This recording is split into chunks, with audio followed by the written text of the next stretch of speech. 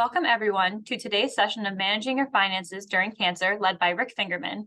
This program is hosted by the Blum Resource Center. Over at the Blum, we are grateful to Rick for this continued partnership. The recording of this session will be posted on our Blum YouTube playlist and our Blum Digital Resource Center.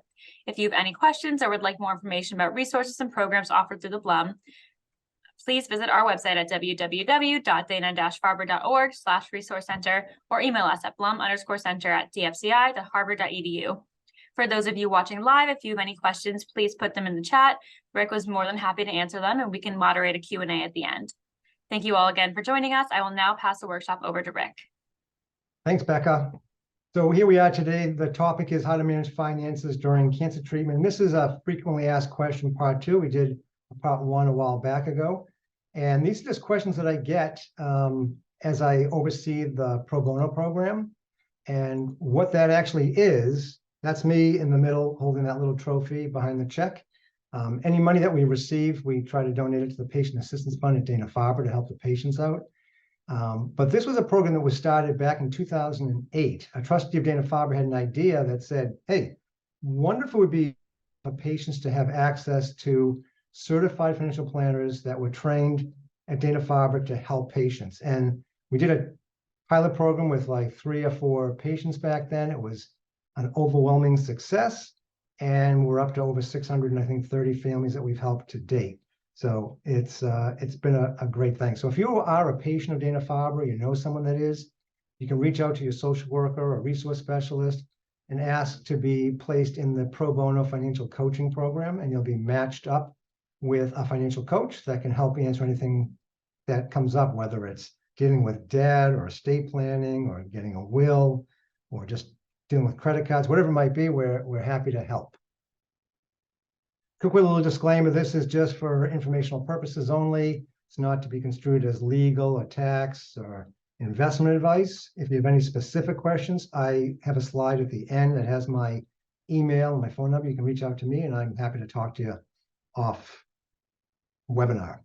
So we get a lot of questions about insurance, mostly life insurance. And people ask, hey, can I buy life insurance if I'm in treatment? And the short answer is yes, but like everything else in life, there's pros and there's cons. And the pros of getting life insurance while you're in treatment is it's called guaranteed issue, which means that as long as you pay the premium, they really can't say no. There's no medical questions to deal with, like most insurance.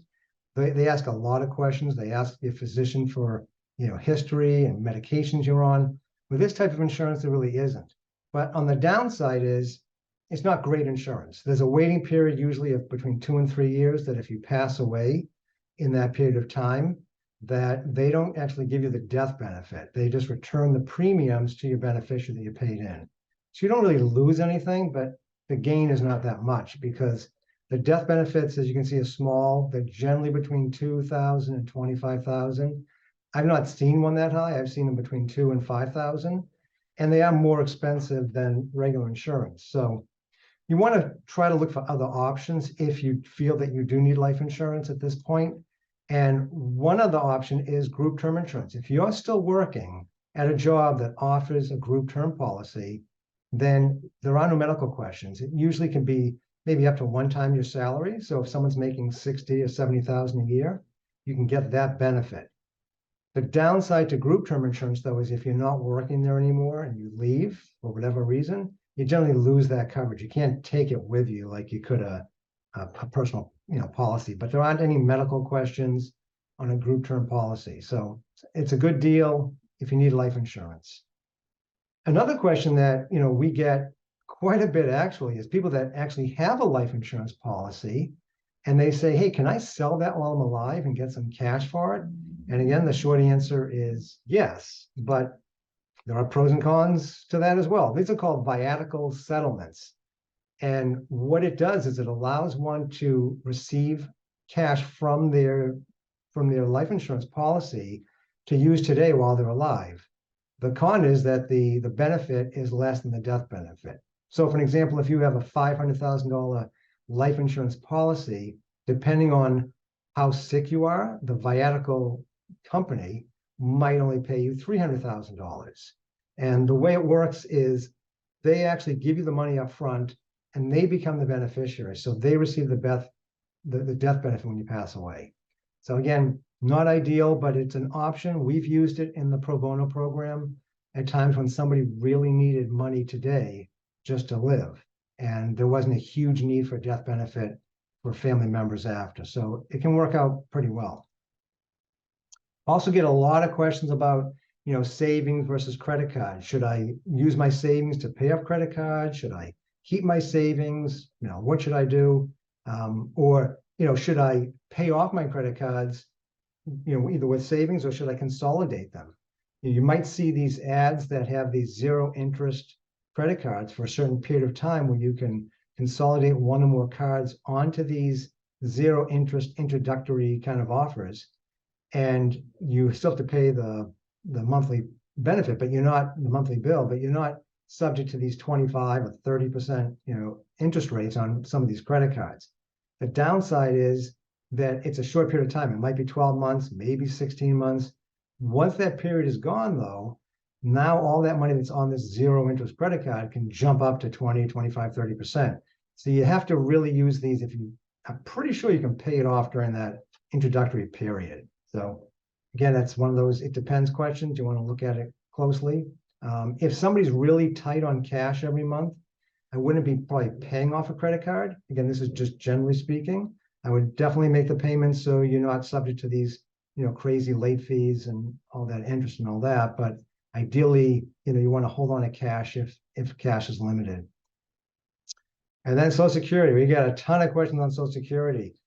This website, this ssa.gov/myaccount, I think, whether you're 20 or 50 or 60, you really want to go on here and establish an online Social Security account. It's never too early to do that. And I'll tell you why. We have seen many glitches with this site where somebody tries to log on, establish an account. They need to apply for Social Security disability or something, so they want to get this done, but there's some glitch. Sometimes it's as simple as somebody got married and their name changed and Social Security doesn't really recognize that, or they got divorced and took their maiden name back. So you want to do this as soon as you can, because it can take a few weeks to straighten it out if there is a problem. So definitely establish these online accounts. It's really, and there's a ton of information. It tells you, I'm going to have some examples here, but there'll be some information on how much of a retirement benefit you're eligible for today and further down the road, as well as disability. So one question when it comes to retirement is people say, well, when should I start? You can start as early as 62. I think I have this on the next slide. Yep. So in this example, you'll see that this person on the left is 62 and 8 months today. That's their current age. And their benefit is $2,079 a month. If they wait till their full retirement age, in the middle, it jumps up to 30/40, and their full retirement age is 67. For most people, it's 67. Well, for everybody, it's 67 if you were born after 1960. If you were born before 1960, it's 66 and a number of months, depending on your actual age. But anybody that's watching this that's was born in 1960 or later, your benefit does not get that full benefit amount until age 67. And why is that important? Well, there's something called the earnings limit. If you're, let's say, 62 and 8 months or 65 right now, and you start Social Security and you're still working and you're making more than $21,240 for 23, $2,240, then Social Security takes money back if you're below that full retirement age, in this case, 67. Once you hit 67, you can make $1 million a year. Your Social Security benefit is not affected in any way. You can actually wait until 70. That's that delayed, the last one, to collect Social Security. And you'll notice that if you took it today at $2,079, you're getting almost double the money if you wait until 70. A big question people say is, well, should I get it now? Should I wait till 70? Well, it all depends on life expectancy. So it's really a personal situation where you have to look at all that and whether you need the money today. Some people actually need that benefit today. So 62 is the earliest you can collect. Makes the most sense to probably get it then if you really have no other means of any kind of income. Let's see what else we have here. And then this one we probably get more than anything else when it comes to Social Security is, should I apply for Social Security disability? Now, there are two types of Social Security disability. There's SSDI, this is for people that have paid into the system through working. And this SSI, that's for people that could be very young, or they just haven't paid in because they didn't have a job where they actually worked and paid into the system. So you want to look at those two things. Now you have to qualify. There are two parts of this program. There's the qualifying as far as having the work history record, and there's also the medically necessary piece. So you have to meet this definition of disability. And over here in this example, these 4 green boxes show that this person has the 40 work credits that they need so they can actually get a disability benefit. If they didn't have enough, then there's an issue. They can't really collect yet. On this screen as well, when you log on to that My Account side to establish an account, you'll see you can view your Social Security statement. That's going to show you in detail, kind of like that little graph, how much you're going to get at 62, how much you're going to get at your full retirement age, how much you're going to get at age 70, as well as how much you would get for disability if you applied that way. And just as a little tip, this replace your Social Security card. I recommend that if you're on here anyway, click on that link. It doesn't cost anything. Get a replacement Social Security card, even if you have one, because it's good to have a second card. You might lose one might get destroyed. You don't want to laminate these cards, because if you laminate a Social Security card and then try to use that to either get a passport or a real ID or something, they could not take it, and then you got to go get another one anyway. So I would say get a second Social Security card, keep it in a safe place. You don't want to carry these cards around with you in your wallet, because if you ever get your wallet stolen, that could be a problem, because then they have your Social Security card. So keep it in a safe place, but don't carry it around with you. So that's something that I would look at. On the disability side, again, this will pop out. It'll tell you how much you can receive. This person in this example could receive $28.36 a month if they applied now. And you'll notice that that amount, the $20.36, is more than that $2,079 or whatever that was on the retirement side. And the reason is basically because if someone's disabled, their life expectancy in theory is shorter, so they're giving you more money up front. The definition for disability when it comes to Social Security is pretty strict. It says here, if you become unable to work due to a medical condition that's expected to last at least 1 year or result in death. Well, there's tons and tons of people, millions of people that are on disability that are not going to, die right away, and their disability might not last a year. Once you are not disabled, deemed by Social Security, you do have to come off of disability, but it does make sense to do that. And as far as whether you should apply, I have a saying, like, when in doubt, fill it out. If you think you're going to be out of work, and you're currently out of work, or you're going to be out of work, it doesn't hurt to apply for Social Security disability if you're eligible. Again, you have to log on, make sure you have enough credits and all of that. But if you're eligible, it can make sense, because it takes time. It could take 8 months, it could take a year. And some people are denied the first time they apply for Social Security disability. So ideally, you want to do it as soon as you think you might need something like that. There's no downside. And in fact, if let's say you applied today and they approved you 9 months from now, but they deemed you disabled from the time you applied, you would get a retroactive check for all those months. So it's not just like when you actually get that first check, you could get a big check, and then you would get those monthly checks going forward.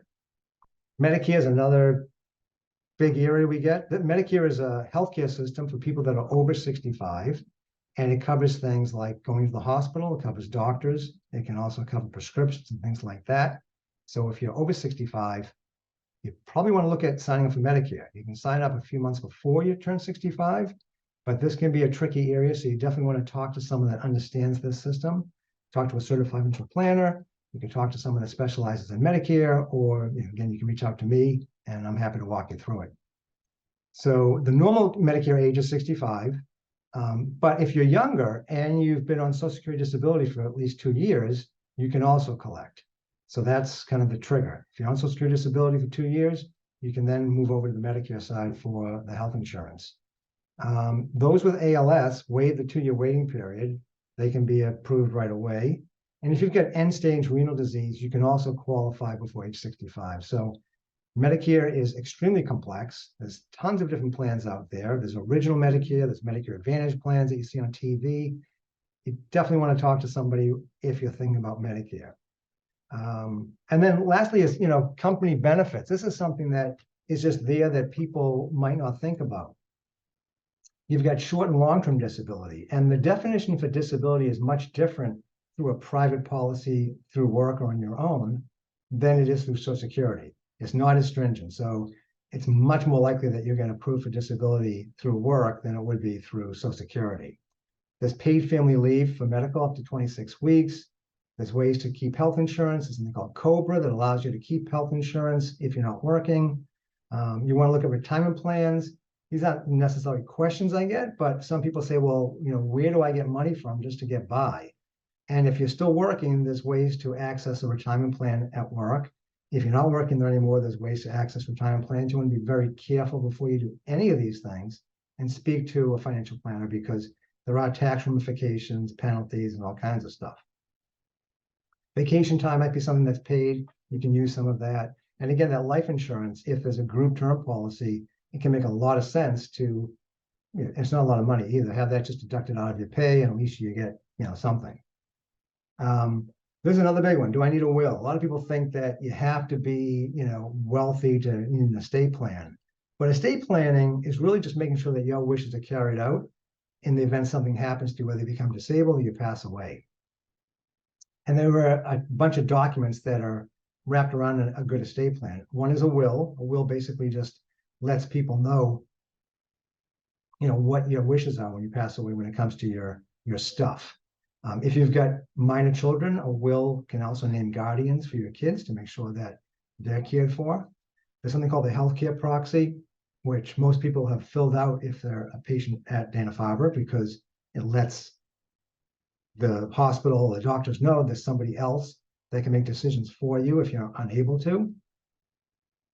Durable power of attorney lets someone make financial decisions. It's kind of like a healthcare proxy, but for money. So someone that has a durable power of attorney could do things like sell your house or refinance it, file your taxes, access a bank account. So it's a pretty broad, power to give someone. So you want to be careful of who you name as power of attorney. A living will is just a document that lets the hospital and doctors know how you want end of life. You want to be on life support, things like that. These are all really important documents. And then there's a trust. A trust is just a little more comprehensive. That gives you more control. If you've got, let's say, minor kids, instead of all the money going to them when you pass away, you could give it to them at different ages and things like that. Through the Dana-Farber Pro Bono Coaching Program, if you are a patient, you could be eligible for a totally no-cost estate plan, which would include these documents. So that's something that interests you. Let me know, or reach out to your social worker, resource specialist, that kind of thing. What else we got? You want to update your estate plan. Things change. Maybe your kids were minors and now they're not. Maybe you got remarried. Maybe you got divorced. So you want to look at all these things constantly. Beneficiaries are really important, because a beneficiary listed on, let's say, a life insurance policy, on a 401k plan at work, an IRA that you might have, that generally supersedes any wishes you have in your will. Your will could say, I leave everything I have to my 2 kids, but your 401k might have your ex-spouse on there, and that ex-spouse could potentially end up with your 401k and not your kids. So you want to look at all of that too. What else we have here? So again, review all beneficiary designations on all accounts and life insurance. If you're single, it's a good idea to add something called a TOD, which stands for transfer on death registration to any individual account. That way, if you do pass away, it doesn't give anybody the right to touch that account while you're living. But if you did pass away, that money would transfer to that person free of probate, would be just a seamless thing. Something to think about if you have an individually held account. And again, don't forget retirement plans at work, to make sure that your 401k and all that stuff, and your employer life insurance has the right beneficiary. Not necessarily a question, but we see a lot of debt when we're working with patients. And I think there's good debt and there's bad debt. Good debt to me, well, no debt's good, but good debt could be a mortgage on your house, for example. That's good debt because you're actually paying towards something that has some value. Bad debt is definitely a credit card. And if you're paying 25 to 30%, that is not a good thing. If you've got the gumption to go to this annualcreditreport.com, it's the only truly free site where you can check your credit report to make sure there's not any problems. There might be something on there. Maybe you paid medical bills off, but they're still on there. Not a bad idea to do that once a year and take a look at it. What else? And this is, we're at the end here. So my offer to you is, if you want to ask me any questions, reach out. Usually best to email me, because then I can send you a link to my calendar and you can just pick a time that works for you. But yeah, that's it. I think we did this whole thing in like 10 minutes, right? I'm gonna stop sharing here, I guess. Or should I leave that up? I would leave that up so that Okay. people can take notes of it. See if we have any questions. We'll have to add them to the frequently asked 3 version. Exactly. I think this is a great series. And I always think it's interesting when you talk about having good debt versus bad debt. I think we forget that there can be a difference. So there's a big difference. Yep. And those, those 0 interest credit cards are very enticing, especially if you've got like 4 cards at 30%. It's like, there's no way you can pay those. It's just not humanly possible. So it's like, hey, I'll just put them on the 0 interest card. But everyone I've seen that I've worked with has never paid those off within that period of time before they jump back up to that crazy rate. So it buys you a little time, but it doesn't get rid of the problem. yeah. Great. Well, thank you so much, as always, Rick. I really hope that people will reach out and use this complimentary service because it's really helpful, especially during this time. So if you have any other questions related to Blum programming, please feel free to email us at the Blum. And please visit our YouTube playlist. This video will go on there as well. And you can find all of Rick's past finance workshops. He has done a lot for us, so we really appreciate him. So thank you all and have a great day. Yep. Thanks.